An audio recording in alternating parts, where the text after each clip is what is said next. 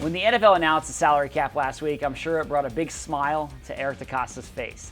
The cap jumped by more than $30 million, which was an unprecedented increase. The salary cap for the upcoming season is now going to be $255 million, which is about 10 to 15 million more than teams expected before that announcement last week. So what does all this mean? Well, it's a question of how it will impact the Ravens' strategy going into free agency. They've got a long list of talented free agents, with Justin Madubuike being a priority for this team.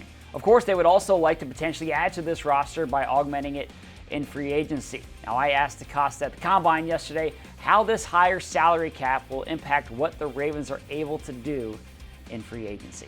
I mean, it was nice to see that number. It doesn't mean that we're going to just open up the books and go shopping. I think that's not really the Ravens' way.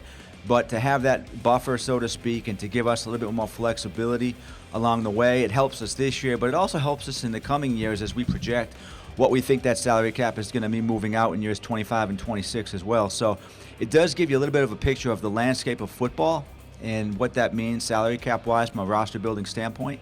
I think we're excited about the potential that we have to be a good team this year, and we think that we'll have some flexibility to remain good in the coming years. So in listening to DeCosta, I do not think the Ravens are going to be big spenders. They probably aren't going to be that team that wins free agency over the course of the first couple of days. But if they can get their own players re-signed, which I think is a priority starting with Madubuike, then they could also potentially augment the roster with targeted signings over the course of free agency. So we'll see how all this plays out. And we're going to continue to bring you all the news and analysis from here at the Combine, so stay tuned for more this week.